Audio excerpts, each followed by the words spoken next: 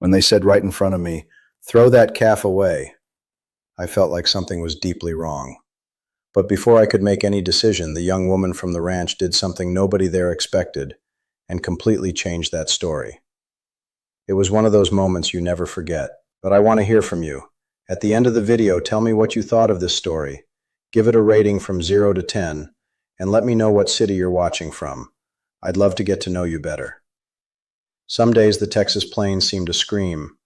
The dry wind whips across the pastures, kicking up red dust that sticks to your skin and makes the rusted ranch gate groan.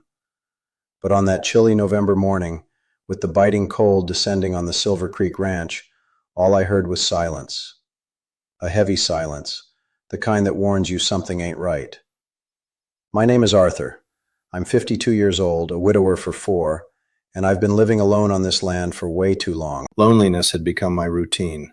Black coffee with no sugar, checking the fence line before sunrise, talking to the cattle because there was no one left to listen. My wife Mary passed away, taking with her the only voice that still called me by my childhood nickname. After her, it was just me and the land. Nothing else. That morning I headed out early to check the back fence. There were rumors of a mountain lion in the area. Old man Henderson from the neighboring ranch had lost 2 calves the week before. I didn't buy it entirely, but I wasn't a betting man either.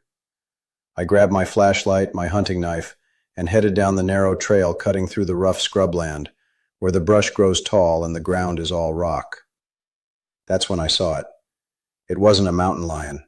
It was a woman. She was sitting on the ground, leaning against a twisted mesquite tree, her arms crossed over her body like she was trying to shield herself from the cold. Way too thin. Torn clothes, bare feet, with cuts that had already started to get infected. Her face was turned away, and for a split second I thought she was gone. Then she coughed. I took a step forward. She opened her eyes, 2 dark, sunken, terrified circles, and tried to stand up, but her legs gave out. She fell back down, weak, breathing way too fast. "Easy now," I said, holding my hands up. "I'm not going to hurt you." She didn't answer, just stared at me with the kind of fear that doesn't come from a sudden scare, but from something she'd endured for far too long. I took off the flannel shirt I had over my tee and held it out to her.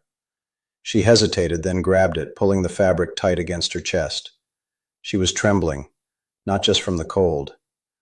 "You're hurt," I said, pointing at her feet. "You need help." She shook her head, but the voice that came out was frail, barely a whisper. "I can't go back." I didn't ask where. It wasn't the time. I just crouched down in front of her and repeated, "You need help." It took some doing to convince her. Almost half an hour passed before she let me help her up. She was incredibly light. I could feel the bones under her skin when I held her arm. We walked slowly back to the house, her limping, me supporting her weight, the sun just starting to peek over the ridge. Inside, I sat her down on a kitchen chair and went to get the first aid kit Mary always kept neat under the sink. Warm water, gauze, rubbing alcohol. I knelt in front of her and started cleaning the cuts on her feet. She didn't cry, just pressed her lips together and looked away toward the window, where the weak morning light was slowly creeping in. "What's your name?" I asked, keeping my eyes on my work. It took her a moment to answer. "Emily." "Emily, all right, I'm Arthur. You're safe here." She didn't say anything to that, but out of the corner of my eye I saw her hands finally stop shaking. The first few days were silent. Emily slept in the guest room, a small space we hadn't used in years, with a double bed covered by a sheet that smelled like dust and frozen time. I'd leave food by the door, knock gently, and walk away. She barely ate, almost nothing. When I came back, the plate was always half full. I didn't ask questions. I've learned over the years that folks only tell you things when they're ready, and forcing it is the quickest way to lose their trust. Slowly, she started coming out of the room. First just to the kitchen for water, then out to the porch, where she'd sit staring at the pasture without a word. I kept up my routine, milking, fixing fences, feeding the animals, but I always left a hot pot of coffee on the table and an empty chair right next to mine. It was on the 5th day that she finally sat down. "Thank you," she said, real low. "No need for that." "There is. You don't know me. You don't know where I came from. And even so, Even so, you were hurting and needed a hand, I finished for her. And I'm not the kind of man to leave someone stranded out in the brush. She stayed quiet for a bit, holding her coffee mug with both hands. Then she spoke. I ran away. I didn't ask from who. I didn't ask from where. I just waited. From a place where they didn't treat me like a human being. Her voice cracked at the end. She swallowed hard, took a deep breath, and went on. They kept me in a shack out back of a farm, miles from anywhere. I worked from dawn till dusk, never saw a dime. Couldn't leave, couldn't speak. If I tried, they made me pay for it. I clenched my fists under the table. I could feel my blood boiling, but I kept my voice steady. You're a long way from there now. But they'll come looking for me. Then we'll be ready. She looked at me for the first time with something other than fear, something that looked a lot like hope. The storm rolled in during the second week. The planes always give you a heads up. The sky gets heavy, the wind shifts, the crickets go dead quiet. I locked the cattle in the covered barn, shuttered the house windows, and lit the oil lamp just in case we lost power. Emily sat in the living room, her knees pulled up to her chest, peeking through the gap in the curtains. She didn't like storms. I could tell by how tense she got, like she was bracing for something awful to happen any second. It'll pass soon, I said, sitting down near her. What if they come while it's pouring? Nobody's driving up a muddy dirt road in a Texas downpour. We've got time. But I knew she had a right to be scared. Men like that don't just let things go. The next day, a white pickup truck pulled up the ranch driveway. Two men stepped out. One was tall, lean, wearing a Stetson hat and looking like a man used to giving orders. The other was younger, with cold eyes and heavy hands. I was out in the yard when they pulled up. Emily was inside the house, hiding in the bedroom, just like we planned.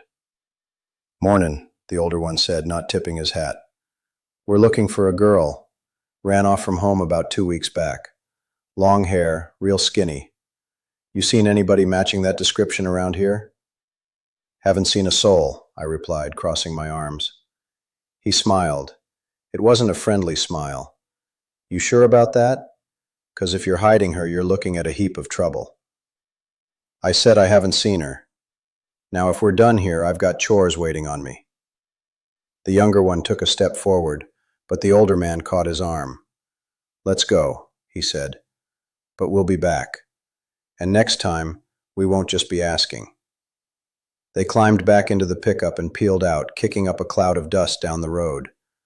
I went back inside. Emily was leaning against the hallway wall, white as a sheet.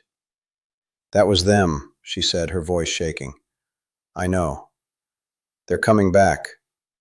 And we'll be ready. That night I called the county sheriff over in Amarillo. I told him everything. He listened quietly, and when I was done, he said, Arthur, this is serious. I'm sending a cruiser out first thing in the morning. You keep her safe till then. You can count on it. I hung up the phone and walked back into the living room. Emily was sitting on the sofa, her eyes red. You don't have to do this for me, she said. It's not just for you, it's 'cause it's the right thing to do. She took a deep breath, and for the first time since I found her, she smiled. A small, tired smile, but a real one. The law showed up the next day right at noon. 2 deputies, a social worker, and a lawyer from a human rights group the sheriff had called in. Emily gave her statement right there at my kitchen table, her voice steady, laying it all out. The names, the locations, the threats. It took them 3 days to lock those 2 men up. The farm where Emily was held got shut down tight. 5 other women were rescued from that place, all in the same awful situation she'd been in.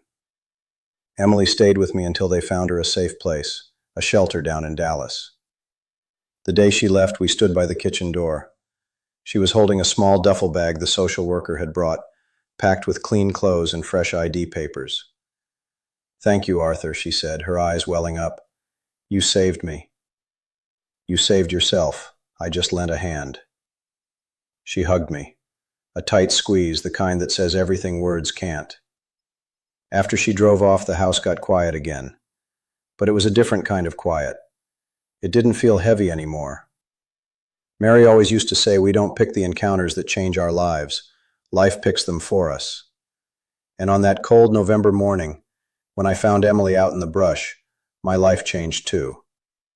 I started believing there was still some good left in this world, and that sometimes all a person needs is for someone to show up at the right time and say, "You're safe here." The planes are still screaming, the wind's still blowing. But now, when I look out at that twisted mesquite tree out back, I remember that something bigger than the two of us started right there. That was the proof that one simple act can rewrite two destinies at once. And that loneliness, when you share it with someone who needs it, turns into courage. If you like this video, please subscribe to my channel. I promise to bring you videos every day that will make your life happier. Comment what you thought of my story, giving it a rating from 0 to 10, and thank you very much.